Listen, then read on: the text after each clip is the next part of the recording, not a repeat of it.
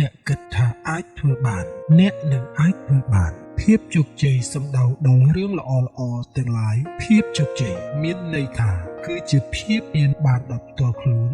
ដែលរួមបញ្ចូលទាំងផ្ទះថ្លៃៗពេលសម្រាកលំហែ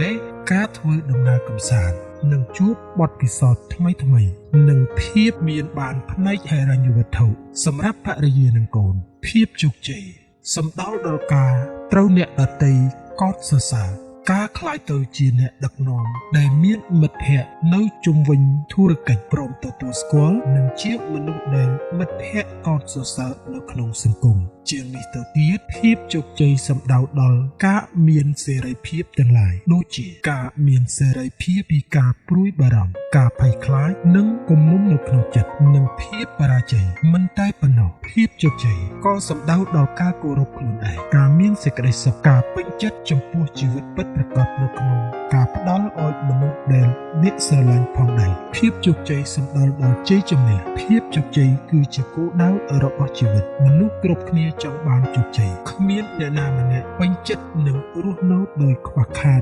ឬចូលចិត្តឲ្យអ្នកដទៃជិះជាន់គ្រប់ពេលវេលាឡើយចំណុចសំខាន់ក្នុងការ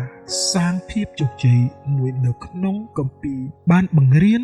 ធ្វើអ្វីគ្រប់យ៉ាងរង្គោះរង្គើបានបើទោះបីជាអ្វីនោះជាភ្នំបើអ្នកជឿជាក់ថាអ្នកអាចរំកិលភ្នំទាំងមូលបានអ្នកនឹងអាចធ្វើបានពិតមែនប៉ុន្តែបើអ្នកមិនជឿលើសមត្ថភាពរបស់អ្នកទេនោះបរាជ័យនឹងរងចាំអ្នកនៅខាងមុខពេលខ្លះអ្នកនឹងអាចធ្លាប់ឮមនុស្សមួយចំនួននិយាយថាវាគ្មានប្រយោជន៍ឡើយដែលអ្នកអាចរំកិលភ្នំបានទាំងមូលដោយគ្រាន់តែនិយាយមាត់ទៅទេនោះមនុស្សដែលគិតដូច្នោះតាមពិតគេកំពុងតែច្របូកច្របល់រវាងជំនឿសទ្ធានិងក្តីសង្ឃឹមមនុស្សប្រភេទនេះមិនសង្ឃឹមថានឹងអាចរំកិលឬសង្ឃឹមថានឹងមានតំណែងការងារល្អមានផ្ទះធំ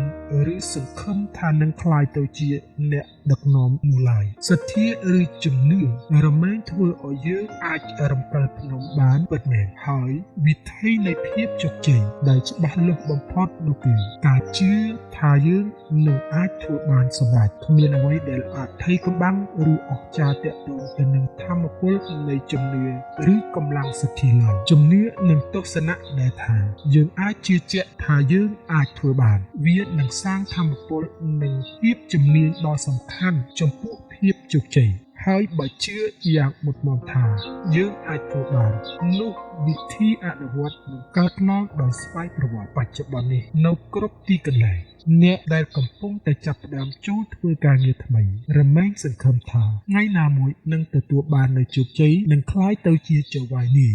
ឬអ្នកគ្រប់គ្រងប៉ុន្តែទាំងនោះភាគច្រើនរមែងគ្មានជំនឿថាខ្លួនឯងអាចឈានទៅរកតំណែងខ្ពស់បំផុតនោះបានឡើយទីបំផុតវាក្លាយទៅជាការពិតអ្នកទាំងនេះមិនរីកចម្រើនទៅមុខទេព្រោះមនុស្សដែលជឿថាខ្លួនឯងមិនអាចឈានទៅរកតំណែងខ្ពស់បំផុតមនុស្សទាំងនោះមិនខិតខំប្រឹងប្រែងរមែងរកវិធីឆ្ពោះទៅរកតំណែងខ្ពស់ឡើយហើយទស្សនៈរបស់អ្នកទាំងនោះគឺជាទស្សនៈរបស់មនុស្សទូទៅឬមនុស្សនៅស្ងៀមមិនធ្វើអ្វីនោះឯង